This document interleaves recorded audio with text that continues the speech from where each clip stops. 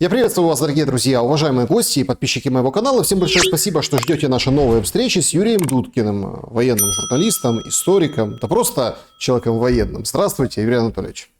Здравствуйте, Александр. Рад очередной встрече. Вы, как всегда, в хорошем настроении, я вижу. Ну, сложно сказать, просто удивительные вещи проходят, знаете, происходят. Не, это при виде меня вы в хорошем. Я это имел в виду. А то, что творится в мире, это действительно ужасно. Знаете, тут какой-то очень интересный визит Келлог нанес Лукашенко. Я с этого предлагаю начать, потому что информации мало, но президентский дворец, встреча на высшем уровне, когда об этом только появилась информация, все начали гадать, а что это означает? Беларусь включает в переговорный процесс или нет? И много-много-много догадок, потому что на протяжении последних дней были достаточно четкие, но не сулящие перспективы завершения войны заявления от Путина на Питерском международном экономическом форуме. Как вы думаете, насколько этот американский ход в сторону Беларуси, а мы понимаем, кто такой Келлог, да, какая у него риторика, хотя и он уже немножко изменил своим ястребиным взглядом, насколько это важный момент в продолжении переговорного процесса после 22 июня, которому предшествовали вот это вот все нагромождение заявлений? Да, вопрос правильный, я считаю, потому как действительно визит американского посланника, и причем личного представителя Трампа в Беларусь, это действительно из ряда что-то вон выходящее.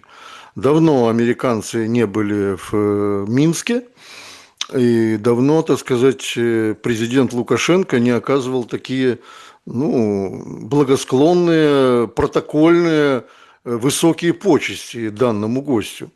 Я напомню даже немножечко из истории, что как только президентом стал Беларуси Александр Григорьевич Лукашенко в 90-е годы, в начале 90-х годов, то у него сразу же разладились отношения с американской администрацией того периода. Мало того, он даже пытался выдавить американское посольство из Минска, перекрывая им воду, туалеты и электричество. Даже доходило до этого, понимаете? Но со временем Александр Григорьевич прекрасно понял, очевидно, это было все-таки влияние и его друга Владимира Путина, что нужно вести международные разговоры, международные переговоры всегда с точки зрения уважения к своему визави. Вот. Даже если он сущий подлец и негодяй. Вот. Но это предусматривает дипломатия. Дипломатия есть такая, это наука, понимаете? Поэтому со временем, конечно, Александр Григорьевич стал и опытнее. Он давным-давно вырос из, так сказать, костюма председателя совхоза, а стал действительно народным президентом. Это уж от него не отнять. Вот как бы его там ни называли. Вот. Но, тем не менее, визит Келлога в Минск – это знаковое событие. Давайте вкратце я так пройдусь, почему этот визит стал именно сегодня таким знаковым. Дело в том, что действительно позиция Владимира Путина, как вы правильно заявили в самом начале, что, как я даже процитирую его, Украина – это наша земля. Это ведь говорит человек, который всегда очень осторожен в своих формулировках, в своих выводах. И все действительно очень здорово насторожились, особенно в Соединенных Штатах, потому как на сегодняшний день Штаты являются главным поводырем Зеленского. Вот. И они должны знать, что им дальше делать. Вот. Путин откровенно с ними на эту тему никогда не говорит, я имею в виду с американцами, в том числе и с Трампом, особенно в последнем телефонном разговоре, который был, кстати, на несколько минут короче, чем предыдущие телефонные разговоры. То есть там, видимо, разговоры шли, уже даже не столько уделялось внимание любезностям, сколько говорили по делу-то, по делу говорили. И действительно, Владимир Владимирович начинает, так сказать, более внятно объяснять Соединенным Штатам, если так говорить по-народному, что они должны оттуда убраться. из Украины, им надо убраться, особенно военным, спецслужбам, ну и так далее и тому подобное. Келлог, кстати, ни разу не встречался с российским руководством по этому вопросу. Это не самая представительная фигура в администрации Соединенных Штатов, тем более, скажем так, он уже довольно значительно, как говорится, перерос свой возраст, да, как дипломат. Вообще-то он профессиональный военный. И я его так не могу воспринимать с точки зрения как эффективного переговорщика. Потому что человек военный есть человек военный. Это я по себе сужу, во-первых. Во-вторых, он довольно-таки больше категоричностью своей отличается, чем, скажем, переговорщики, дипломаты, политики и так далее и тому подобное. Так вот, господин Келлог, значит, в коридорах кремлевских никогда не фигурировал. И понятное дело, что Москва воспринимает как переговорщика основного от Трампа господина Уиткофа. Но Уиткоф сейчас занят более серьезным делом, которое грозит миру ядерной катастрофой. Я имею в виду прежде всего переговоры с Ираном. Вот. И уже, так сказать, в этом есть, ну, маленькие, но все-таки есть какие-то подвижки к началу переговоров с иранским руководством по его ядерной программе. А господин Келлог, теперь я заключаю, так сказать, свой ответ на ваш вопрос, появился в Беларуси лишь с одной целью – для того, чтобы попросить у господина Лукашенко, который всегда стремится к тому, чтобы любые споры решались переговорами, хотя, кстати, Александр Григорьевич, когда у него случился бунт, попытка вот этого Майдана, так он в первую очередь не переговорами занимался, а схватился за автомат Калашникова. Ну вот, и это правильно было сделано. Но все-таки господин Келлог полагает, что господин Лукашенко может повлиять на Путина, как-то более подойти к вопросу с Украиной не так, скажем, на его взгляд, опрометчиво, потому как они по-прежнему, американцы и Европа, уверены в том, что на сегодняшний день еще есть возможность нанести стратегическое поражение России. Вот я считаю, что с этой целью господин Келлог приехал в Минск переговорить с Лукашенко с тем, чтобы повлиять на Путина в более мягкой форме подойти к вопросу с Украиной.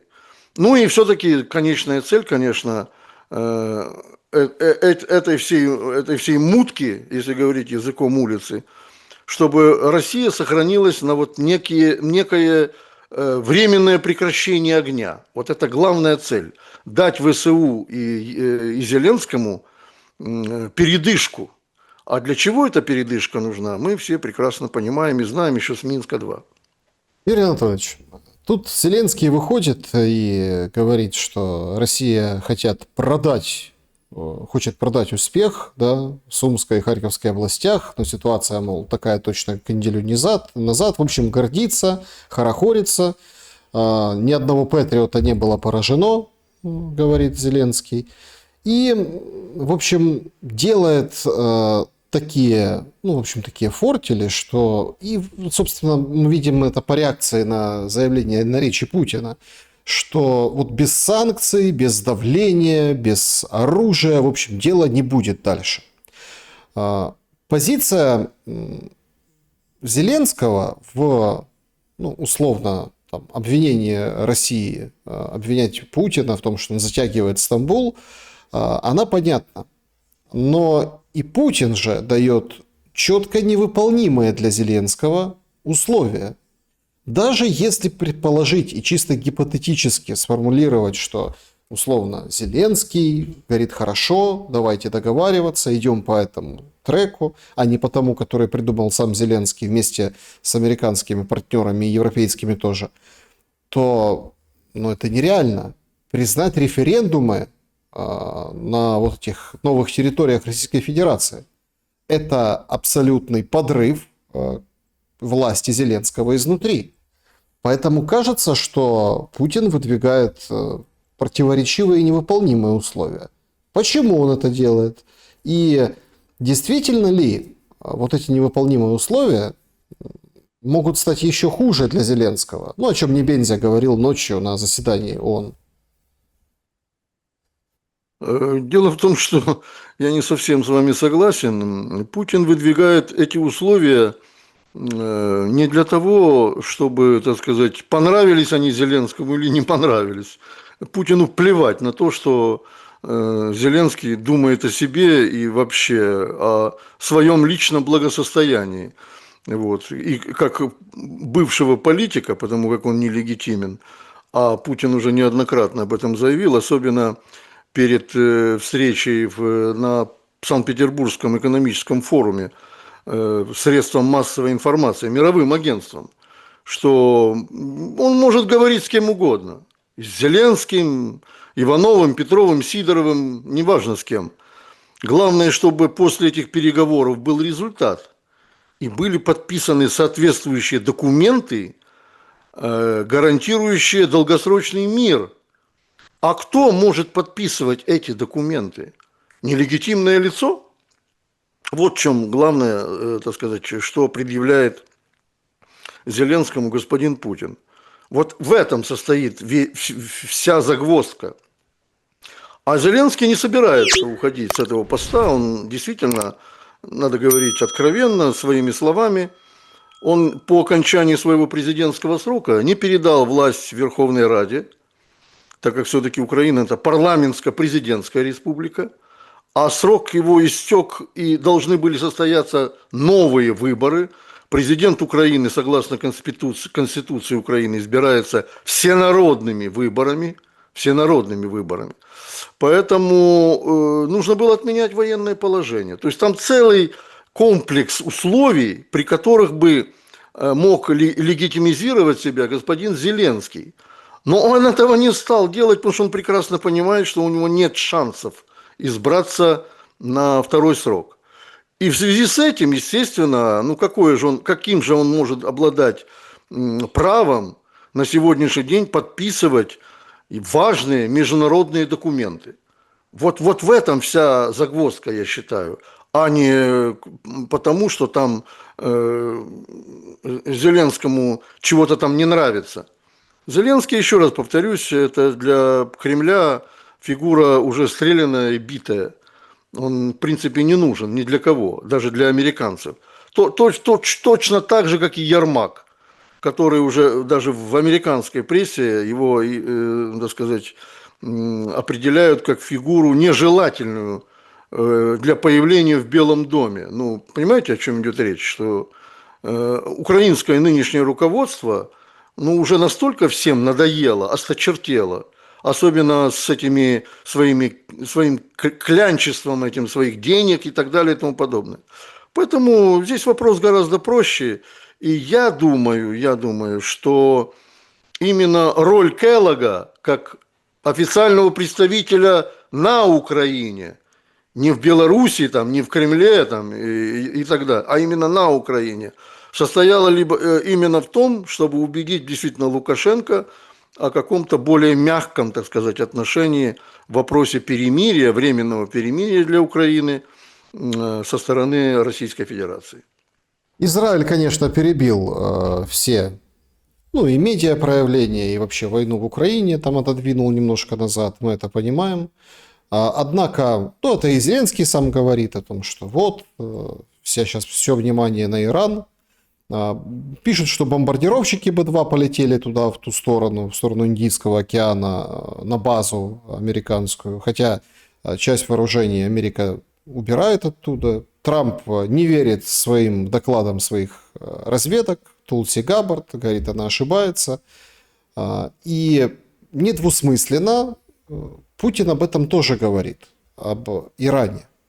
В контексте том, что Россия будет выполнять свои договоренности, но когда речь зашла, и сам он завел речь о том, что что делать, военную операцию проводить там, в той стороне, у нас уже есть операция.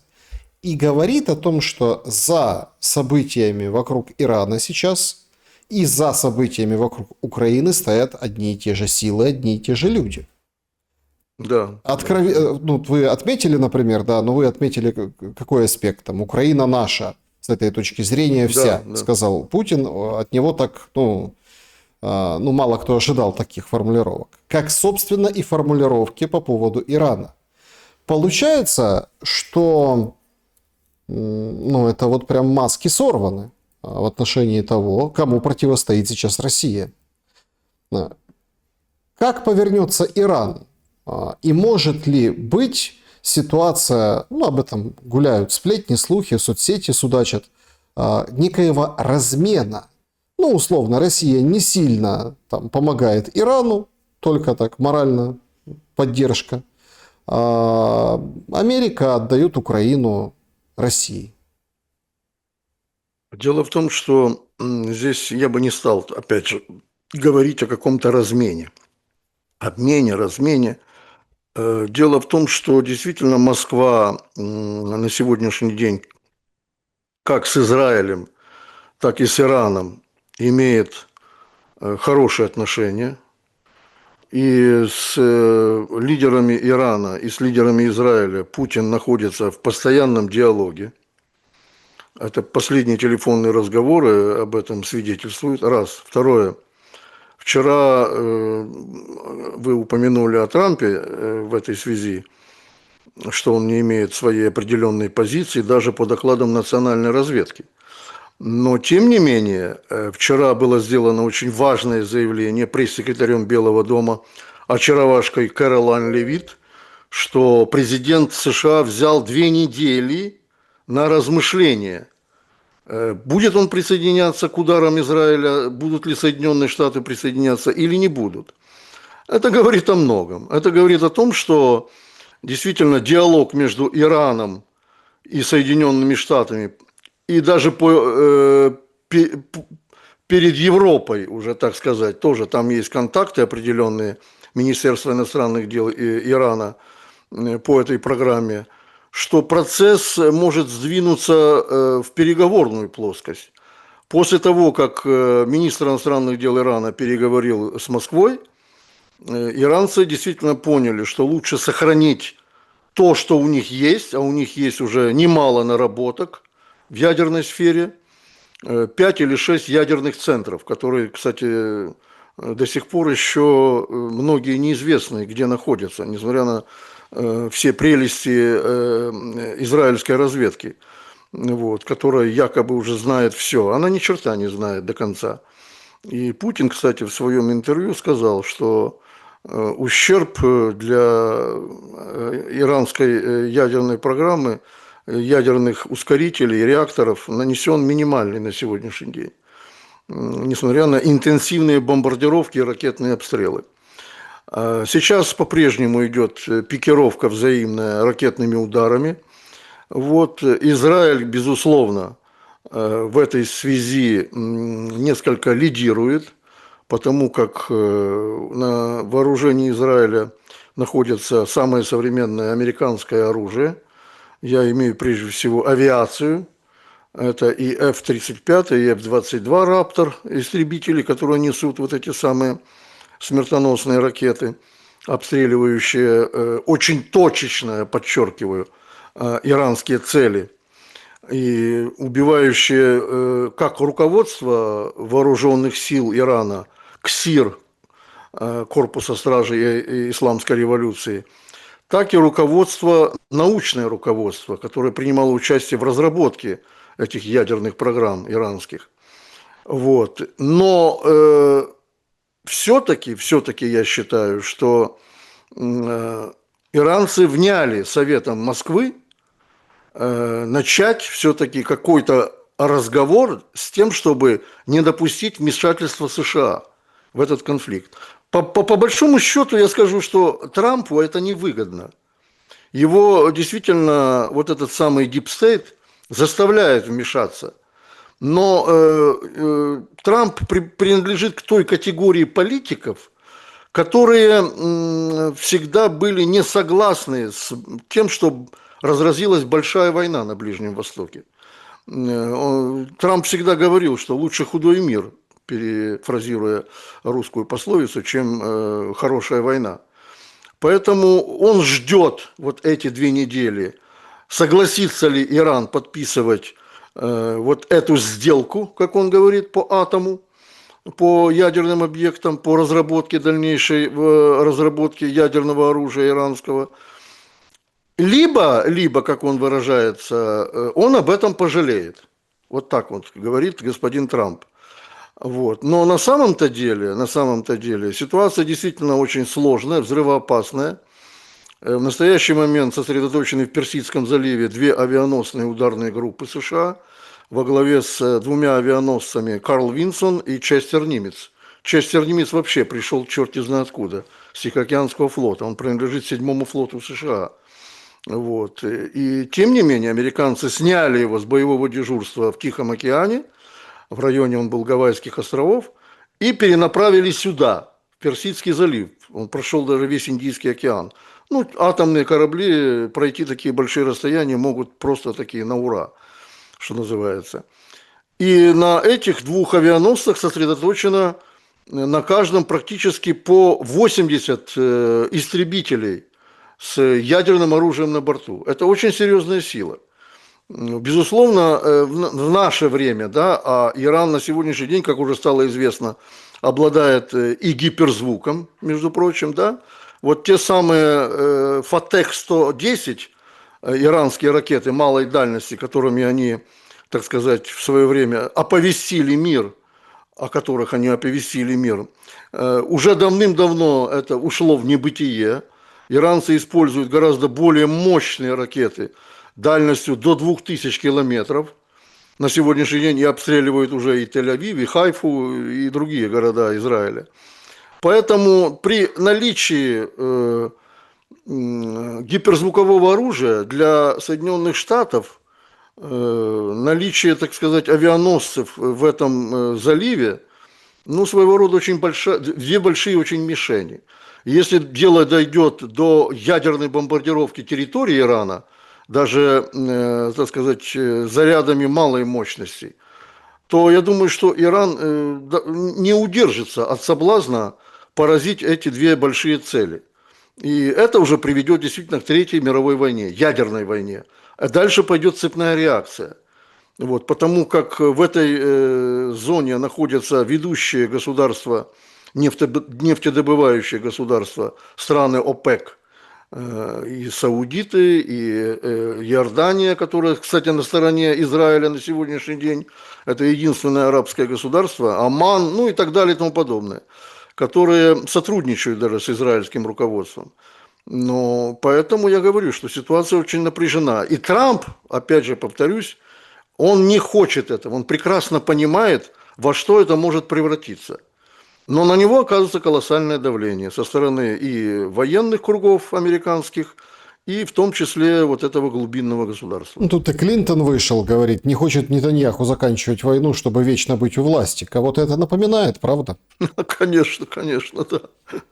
Но я скажу так, что даже если Нетаньяху, не даже, а он проиграет однозначно, потому как уничтожить Иран, Персию, тысячелетнюю страну, которая выдержала все нашествия, все иго, которое было на протяжении этих 1000 лет, но это вряд ли удастся маленькому Израилю с площадью в 24 тысячи километров. Вот. А Иран это несоизмеримая территория с Израилем. Мало того, Иран окружен горами, что исключает сухопутную операцию на территорию Ирана. С другой стороны, морем то же самое, практически такой водяной вал, который вряд ли удастся Израилю форсировать.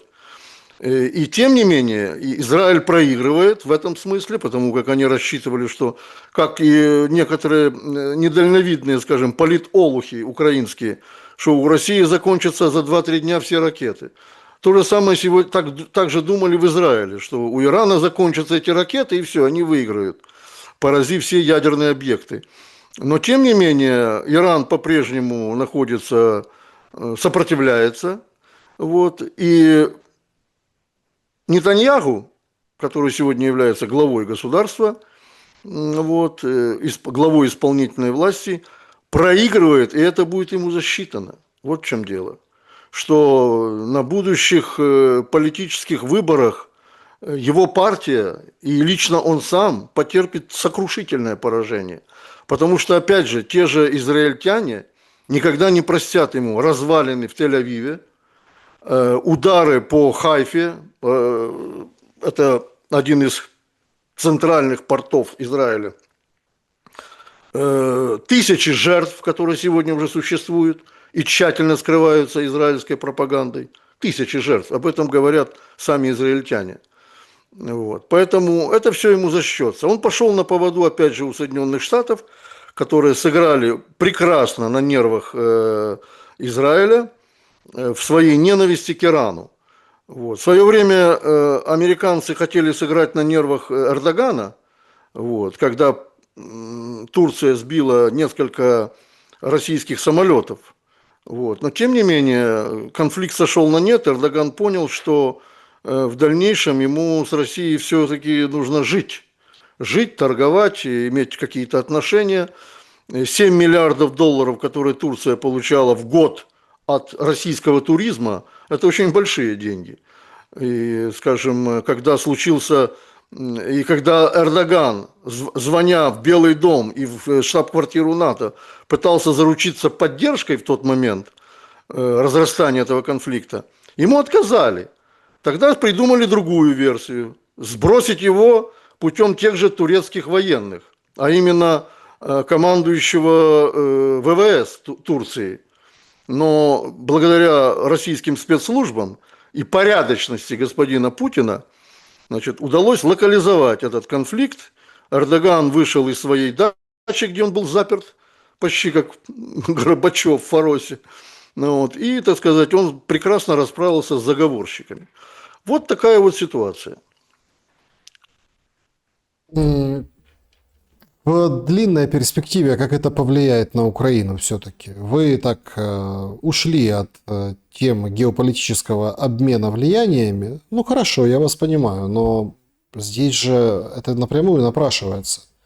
Зеленский в этом общении с журналистами говорит, что, может, все-таки поедет он на саммит НАТО и встретится с Трампом.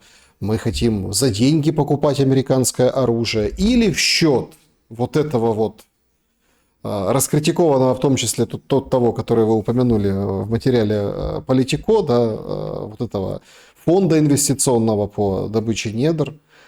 То есть то, за что плюнули в Ермака на страницах Политико, фактически сейчас повторяет Зеленский. И здесь понятное дело, что Ермак не просто так туда поехал. Его отправили, наверное, или в сердцах пытаться договариваться по этому поводу. То есть, насколько сейчас есть возможность, да, оттолкнувшись от событий, а они, безусловно, я с вами здесь согласен, переходят в дипломатию, то есть 100%, даже этот позор и провал дипломатии европейских министров иностранных дел Ика и Каллас, который был на встрече с иранским представителем, да, с Аркачи, ну, даже это играет на то, что будут договариваться по-другому. Трамп четко сказал: ребята, Европа нам не нужна здесь, мы сами разберемся в плане переговорного процесса. Как это будет влиять на Украину с военной и политической точки зрения?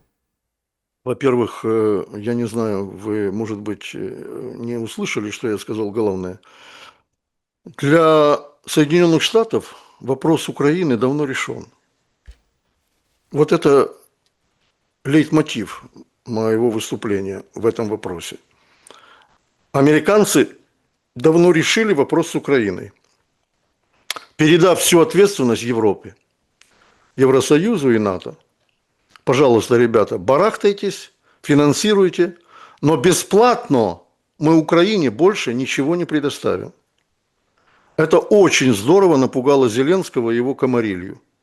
Поэтому задергался и не сам по себе, конечно, и Ермак, и остальные пропагандисты украинские, вот, напрямую обвиняя Соединенные Штаты в измене там, и так далее и тому подобное. Вот. Что касается, скажем, европейской стратегии по Украине, ну, конечно, ключевая роль здесь принадлежит Великобритании. Вот. Никаких изменений в этой сфере с точки зрения, скажем, достичь какого-то мира, долгосрочного мира со стороны Европы даже не сквозит. Они в откровенной форме заявляют, что Украина должна сражаться, Украина должна бороться, ну и так далее и тому подобное. И, кстати, уже не идет разговор о введении контингента НАТО.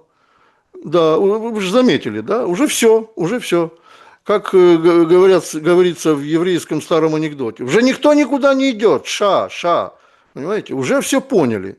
А тем более после вчерашнего заявления Путина, да, по Украине, ну, как говорится, это еще более убедило американцев и лично Трампа, что эта карта бита, все, ею заниматься нет смысла.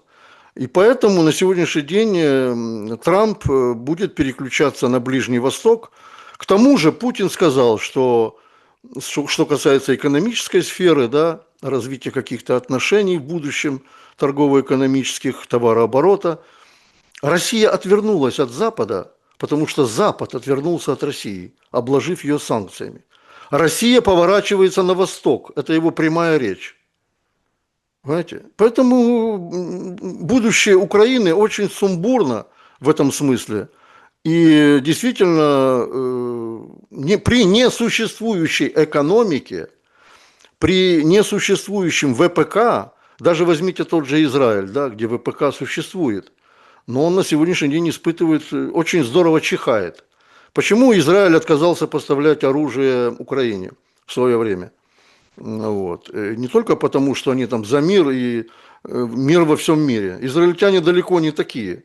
Сионисты есть сионисты. Они всегда стремятся к тому, чтобы объединять евреев во всем мире и захватывать чужие территории, потому что их территории очень малы, начиная с 1948 года, со времени образования государства Израиль.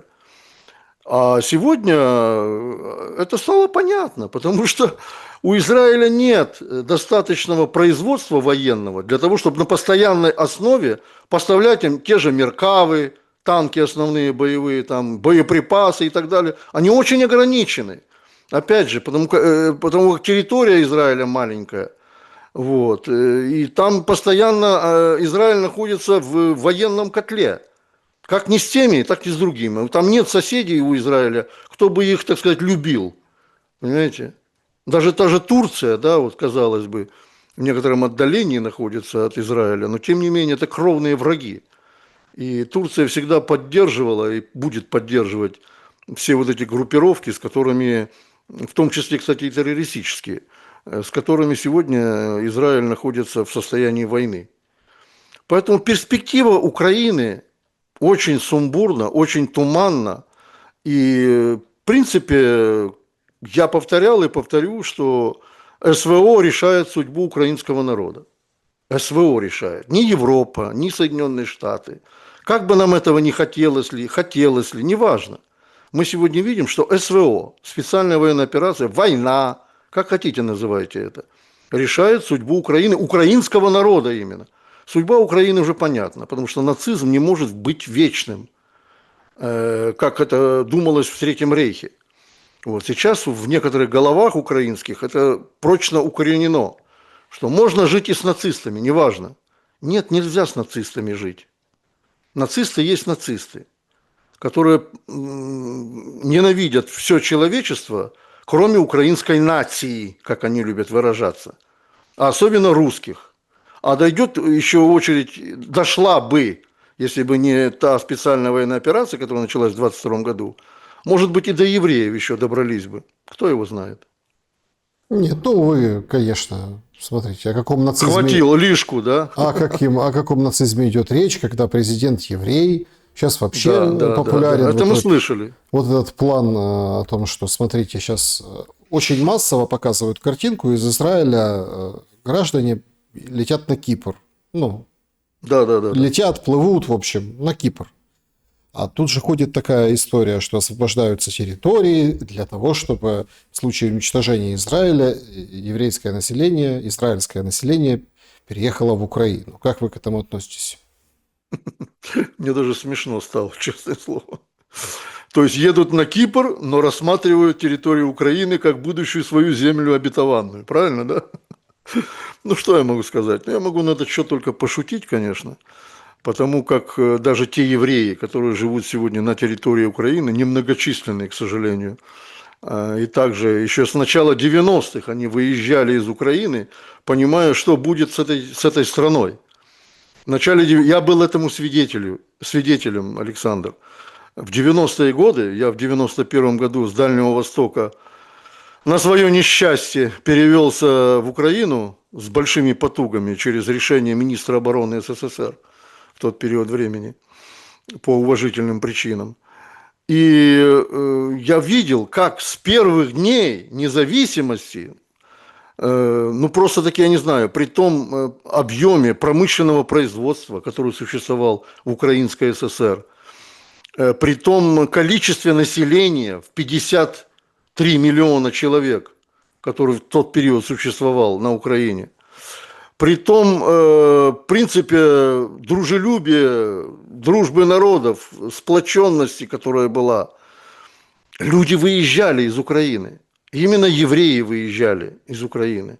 Целые районы, значит, взять даже тот же самый популярный еврейский район Киева, Подол, там просто такие квартиры отдавали, семьи, целыми семьями выезжая, отдавали за бесценок, лишь бы хоть что-то получить и покинуть Украину. Потому что прекрасно понимали, что будущего у этой страны нет. При том начале глобальной приватизации, которая была, при том при проникновении иностранцев под любым предлогом на территорию Украины, захвате, я не побоюсь этого слова, заповедных зон Киева, в том числе Киево-Могилянской академии, британской радой. Это уже был очень большой показатель для этих людей, для того, чтобы покинуть эту страну. Поэтому Израиль как был, так и останется еврейским государством. Бесспорно, это даже не ходи к гадалке. Никто не собирается ничего переформатировать, хотя передел мира будет, он уже идет. Вот. Но это не касается Израиля, я вас уверяю в этом. Вот. А передел мира будет. Переделывают мир в первую очередь Соединенные Штаты. Они пытаются сохранить свое глобальное доминирование, но из этого уже, как говорится, ничего не вышло. Как сказал Путин на Всемирном экономическом форуме в Санкт-Петербурге, Россия и Китай не формируют многополярный мир. Мы, говорит, не ищем врагов там и так далее, чтобы сформировать какой-то другой мир. Мы оформляем этот мир. То есть те государства, которые желают вступить в тот же БРИКС, да, они проходят определенную процедуру, а это в первую очередь союз, экономический союз, там нет никакой военной, значит, подоплеки в этом плане. Вот. И на сегодняшний день, кстати, товарооборот БРИКС, как вчера было заявлено, составляет уже 1 триллион долларов. Это очень серьезный показатель. Поэтому я думаю, что израильтянам и другим, кто стремится попасть на Украину в качестве своей будущей государственности, я думаю, что эта надежда очень слабая, их не стоит рассматривать всерьез. Юрий Анатольевич, а что нам говорит война в последнее время? Зеленский утверждает, что проблема, да, там в Сумской, ну, в общем, у россиян в Сумском направлении, в Сумской области. Ну, опять-таки, да, нам сообщали, что и Андреевку уже вернули под контроль вооруженные силы Украины, а даже там карты Deep State спустя 3 дня этого ничего не подтвердили, и наоборот продвижение там идет, хоть Зеленский утверждает, что смотрите, это уже победа, целую неделю там каких-то движений дальше нет. Путин же говорит о том, что Сумы заберем, ну как бы не хотим, но заберем. Ну вот как-то так вот он отреагировал, так он как-то говорит. Там, где ступает нога российского солдата, то наше. И мы видим, как с воздушного компонента 800 шахедов уже как бы выходят на этот показатель. 800 шахедов в сутки. Об этом уже пишут, активно говорят. Это очень много, это большое количество. То есть 500 это уже там свыше крыши, а то еще как бы плюс половина. Еще 800. И движение к Днепропетровской области, Запорожской области, в Харькове идет опоясывание Купянска. Если посмотреть на линию разграничения, линию боевых действий, линию фронта, то в военном смысле где ждать, ну давайте так, если не сюрпризов, то выверенных, но подтвержденных выводами, ну, каких-то активных событий, которые могут изменить вообще ну, слова Зеленского, да, его позицию вот эту внутриполитическую. Я вас немножко поправлю, Александр. Во-первых, давно уже не шахеды, это герани. Надо все-таки быть последовательным и не поддаваться украинской пропаганде. Вот. Да, Подождите, а какая разница? Стойте. Я вам объясню. Я вам объясню. Пишут в комментариях. Я вообще это все равно, что называть Фау-2 ракетой «Союз». Понимаете? Ну, давайте корейские ракеты КН-21 называть «Искандерами». Нет, так зачем? А зачем? Вот вопрос. Зачем называть герани, которые полностью модернизированы, у них вся электронная начинка российская, боевой заряд российский, остался только конфигурация, планер прежним, и все.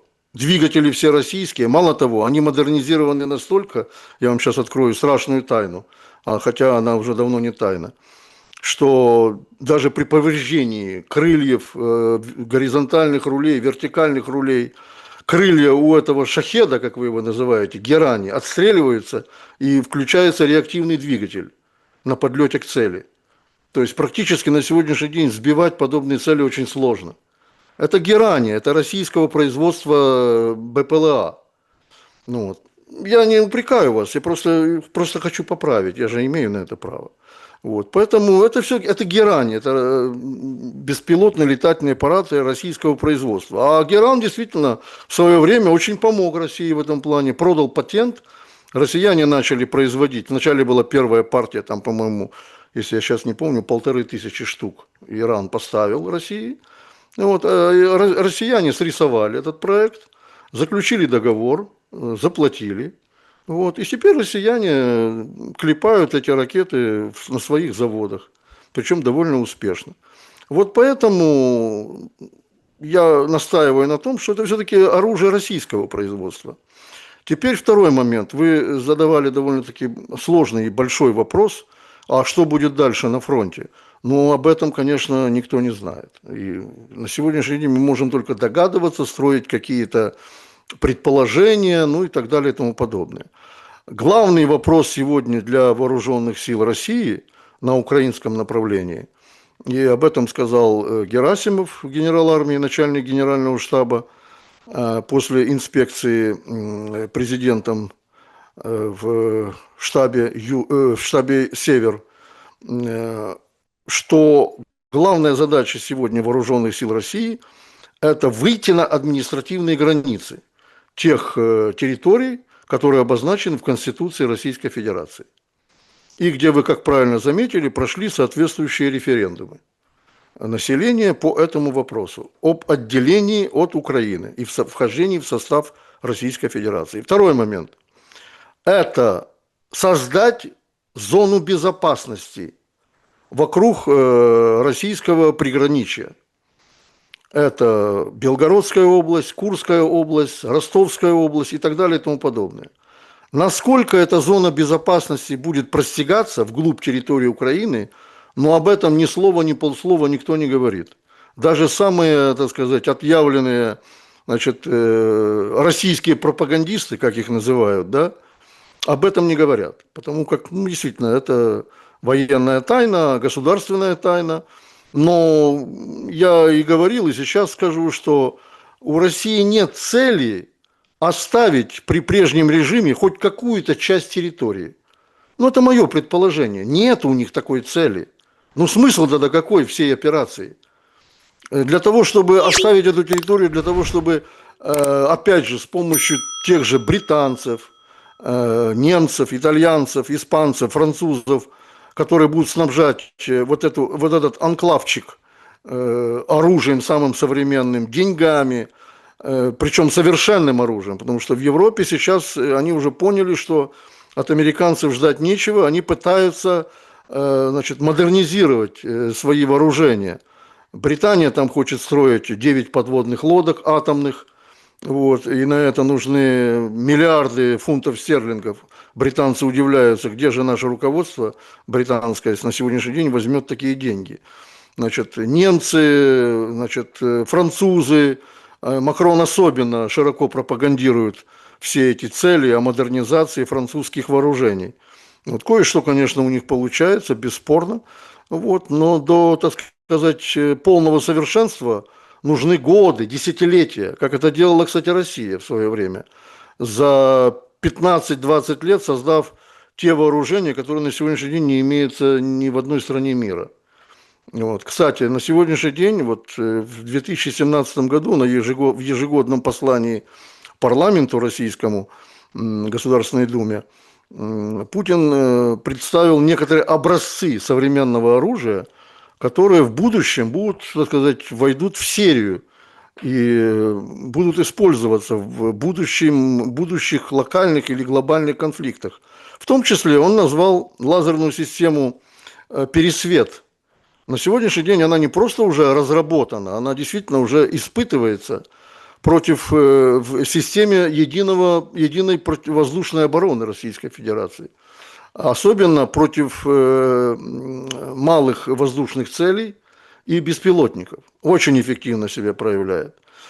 Поэтому сказать, что конкретно где, ну, я опять же говорю, вряд ли Российская Федерация согласится оставить Киев под влиянием тех же неонацистских сил, которые сегодня окопались в Киеве, или ту же русскую Одессу, да, оставить под влиянием тех же бандеровцев. Вот. Опыт 2 мая 2014 года просто-таки как инструкция к действиям говорит о том, что оставляя Одессу в руках этих людей, значит, ведет за собой очень тяжелые последствия. Ну и потом все вот эти вот сносы памятников, это ведь не играет, скажем так, положительно в сторону Украины.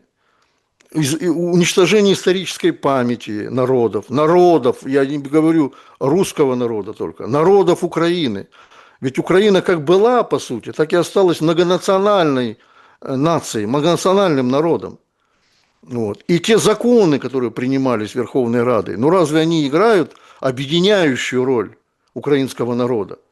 Ну вот просто если все отбросить там, скажем, подозрения, там, политические какие-то пристрастия, ну нормальному человеку, да, который против войны, который всегда за мир, но разве они ему, эти вот законы, принятые Верховной Радой, разве они ему по сердцу? Нет, конечно. Потому как Украина всегда была объединительной, скажем, объединительной республикой между всеми народами и нациями, проживающими на территории Украины. А если руководство страны делает упор на то, что здесь должны жить лишь только лица определенной национальности, а остальным указывают либо на восток уезжать, либо еще куда-то на 3 буквы, то, конечно, это не является объединяющим фактором для украинского народа. К сожалению, сегодня украинский народ запуган теми репрессиями и всем остальным, этой грязью, которая существует на Украине. Кстати, я хочу поздравить, пользуясь случаем, прошла информация, что Елену Бережную сегодня все-таки освободили. Она находится дома в тяжелом, правда, состоянии, но как репрессированная, как проведшая в тюрьме 3 года, я считаю, что все-таки апелляционный суд поступил правильно и выпустил ее на свободу. Я не знаю, на каких условиях, это пока что неизвестно, есть различные там доводы. Но в стране, где существует тысячи, десятки тысяч, я не побоюсь этого слова, политзаключенных, ну, опять же, еще раз говорю, и отсутствует оппозиция полностью. Причем эту оппозицию начали душить еще до 24 февраля 2022 года. Вы же прекрасно об этом знаете, вы присутствовали и переживали эти моменты, Александр. Поэтому я не стану долго объяснять, почему снискал ненависть такую, этот ненавистный прозападный режим Зеленского. Ну, интересно, почему Запад это все устраивает. По поводу Бережной у нее инсульт был, поэтому это тяжелейшая история. Ну, наверное, ну, в общем, самое интересное, что без там покровителей, без каких-то вот этих, она вот все равно продолжала бороться, продолжала отстаивать свою позицию. Здесь, конечно, человек, причем человек в возрасте, да, то есть это мать Бережной, Да, да, да. депутата от партии регионов, ну, известной там. Причем она является правозащитником. Она не агитировала ни за что, ни за госперевороты. Она отстаивала права людей, которые были ущемлены украинской властью. И Ирина Бережная, дочь ее покойная, создала так называемый институт, специальный институт прав человека, который отстаивает, это частное заведение, которое отстаивает, там работали серьезные адвокаты в этой области, и они в судах украинских отстаивали права мирных граждан. Вот. Ничего такого антигосударственного. Елена Бережная, мать ее, она не, после смерти дочери занималась этими вопросами. И ничего антигосударственного она не делала. Дела, как и по мне, в том числе, сфабрикованы, вот, были политически ангажированы и так далее и тому подобное. Вот парадокс такой. Сегодня Папа Римский сказал, что где замолкает журналист, там слабеет демократия. Вот. Хорошая фраза. Да. Да, да, Надо да. запомнить нового папу и, собственно, его высказывание.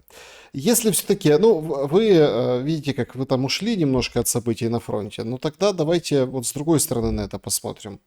Меня поразило буквально, ну, вот за последние дни такая достаточно людоедская история мобилизации и беспредела. Уже даже на похоронах бойца ВСУ, ну, батюшка отпевает, приходят ТЦКшники и крутят там, ну, того, кто пришел на похорон. Понимаете? Уже, ну, просто ничего святого. То есть это какой-то нонсенс, да, то, что из себя сейчас это все представляет. Причем всем говорят, мол, я вижу эту линию, да, которую ведут. У Гордона один азовец говорит о том, что это хорошо, что идет такая мобилизация. Люди смотрят, не хотят, чтобы их так крутили, и приходят к нам по рекрутингу, то есть, ну, к нам, имеется в виду, в третью штурмовую, в Азов. Жорин азовец говорит, это вы, мужики, все сами виноваты.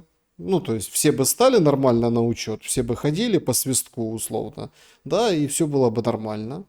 То есть и не было бы вот этих всех ужасов и кошмаров всего с бусификацией. Кажется, что вот эта неэффективность, она как бы вырождает военную составляющую из войны. Это вот мой финальный вам такой посыл на сегодня. Я просто хотел бы ваши мысли услышать.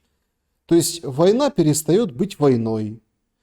Где-то там, по-моему, в Харькове или где-то, в общем, одни из солдат подорвались, прям это видео, есть камера наблюдения, на мопеде. То есть они взяли мопед, навалили туда взрывчатки и пытались этот мопед загрузить в какой-то там джип, ну, побольше машину, куда-то перевезти. Ну и просто случился какой-то взрыв. А все сидят и думают, подождите, это ж вроде военные, они же там с какого-то там, с какой-то части. А на кой им, ну, то есть, фаршировать взрывчаткой мопед? Ну, явно для каких-то там других целей, да, то есть, точно так же и война, мы видим, какая она становится, да, то есть, это не в чистом виде там противостояние военной мощи, военной мысли. Мысль стала не военная, а диверсионная. Мысль стала, ну, вот такая, граничащая с... Партизанщины. Даже не партизанщиной. Партизанщина это вроде как... Ну, Партизане это, это как бы... партизанщина это не обязательно в лесу находиться, Саша. Я вам Нет, серьезно. я не к тому. Это все-таки как бы какое-то гражданское сопротивление, ну как бы околовоенная история. Ну вот вы видите, как вы просто человек того поколения, но здесь какие-то там группировки и, ну там, терроризмом попахивает, да, то есть война приобретает другой смысл. Почему? И как в такой войне тогда можно победить? И можно ли побеждать? ну, партизан, подпольщиков, которые в годы Великой Отечественной войны боролись против фашистов. Их тоже можно назвать, судя по вашим словам, террористами. Они подрывали железнодорожные составы, они убивали гауляйтеров, вот, ну и так далее и тому подобное. Вот. Я это склонен называть все-таки, поскольку те украинцы, о которых вы говорите, они вот типа как-то бывшие военные, это украинский народ, Саша, это украинский народ, которые действительно стали, кто-то стал сталеваром, кто-то военным, кто-то там еще кем-то, неважно. Это украинский народ. Вот. И украинская армия, плоть от плоти, в свое время была украинским народом, как и советская армия, как и любая другая армия мира, любой страны. Поэтому, если вот такое происходит, да, это уже серьезные звонки к тому, что сопротивление населения против вот таких вот звериных методов мобилизации, да, как вы упомянули, на похоронах, паковать как животных, как диких собак в эти бусики, естественно, сопротивление будет нарастать. Это не произойдет завтра, это не произойдет послезавтра. Да и военный конфликт этот не закончится завтра. Я говорил и говорю об этом. По меньшей мере я рассчитываю лет на 5 еще. Вот. А за это время могут появиться на Украине и ковпаки, и любые другие предводители, как говорится, местного населения, которые будут вести борьбу с этой ненавистной украинской властью. Кстати, вы упомянули о этом 3-м штурмовом батальоне, бывшем Азове. Я не знаю, читали ли вы, но я с удовольствием прочел, причем в оригинале, ну, с переводчиком, я французского не знаю, материалы газеты «Ле Монд» об этом подразделении. Вообще поразительно, что западные журналисты настроены практически всегда антироссийски, публикуют подобную информацию о том, что 3-й батальон, штурмовой батальон, бывший Азов, использует в открытую, подчеркиваю, не стесняясь, нацистскую символику. Я сейчас не буду повторять, тем более демонстрировать, у меня тут есть распечатки этой газеты. И журналисты очень смело показывают, что там нет ничего общего между объединяющим фактором украинского народа. То есть там конкретно приводятся цитаты того же Белецкого, лидера этих укронацистов, еще 2007 года, это еще до событий на Майдане в Киеве, во время которого произошел государственный переворот, что он абсолютно разделял, что в будущем на Украине будут проживать белые, он так и говорит, белые, понимаете, ну, это расизм, а впоследствии и нацизм чистой воды. И французские журналисты очень доходчиво, очень доказательно, что самое главное, показывают сущность вот нынешней украинской власти, что она не просто наблюдатель за всем этим, она соучастник, покрывает вот это все, нынешняя украинская власть.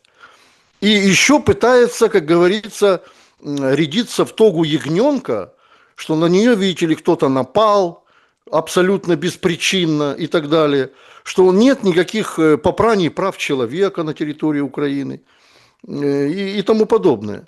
Вот это является причиной всего того, что мы переживаем с вами, даже находясь на чужбине вне нашей родной Украины.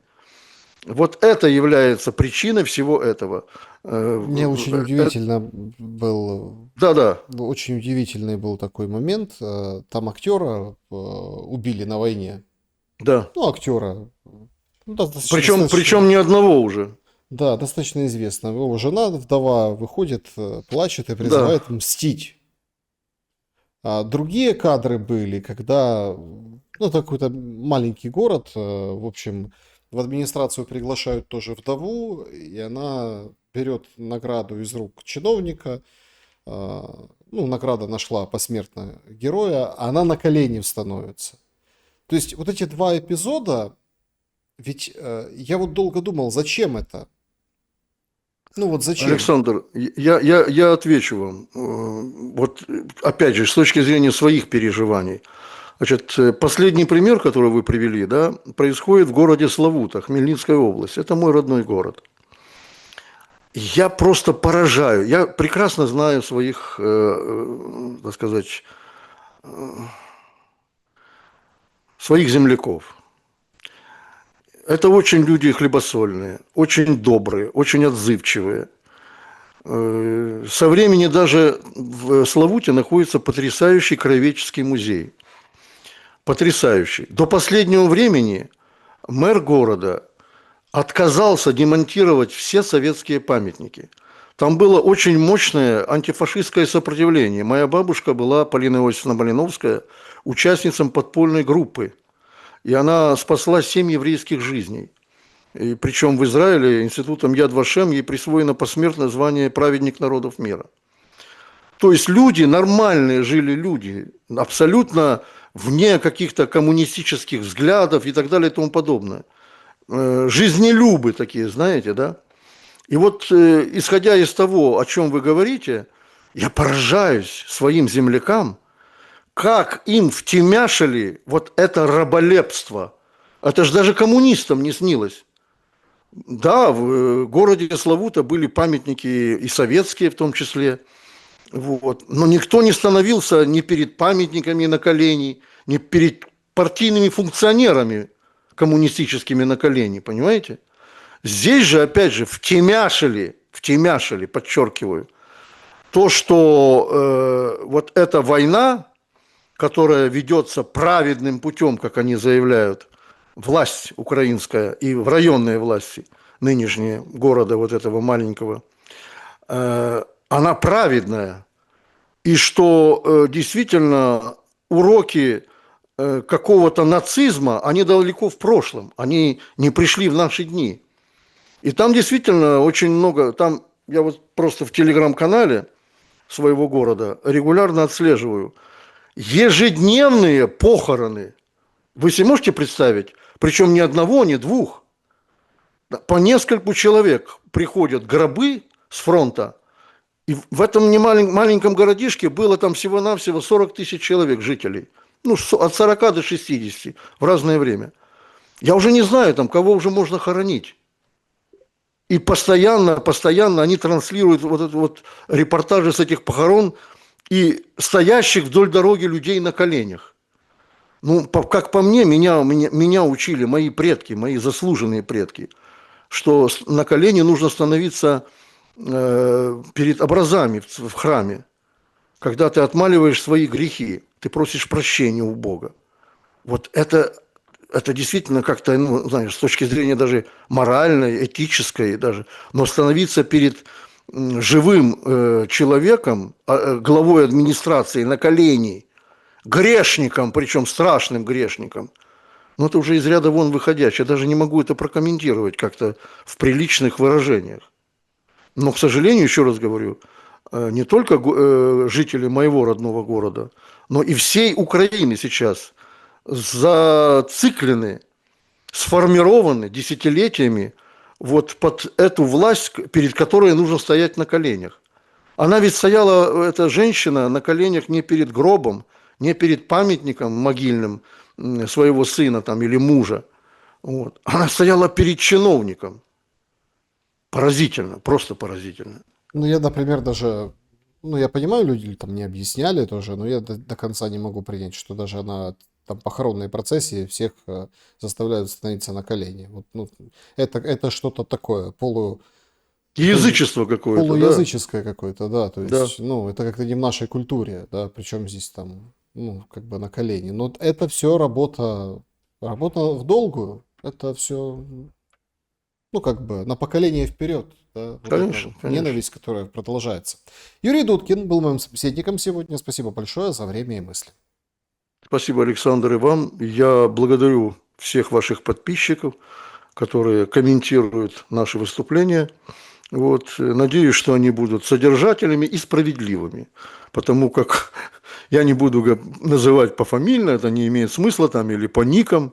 Вот. Ну, есть абсолютно некомпетентные люди, которые пытаются комментировать наши с вами выражения, не вникая в суть вопроса, показывая тем самым, ну, некоторую свою глупость и необразованность.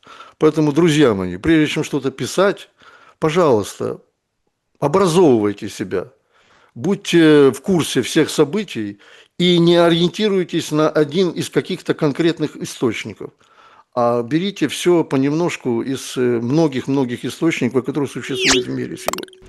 Всего доброго. Спасибо большое, что пишите комментарии, пишите, что думаете, ставьте лайки, не забывайте. Увидимся обязательно. Всем добра и света. До скорого.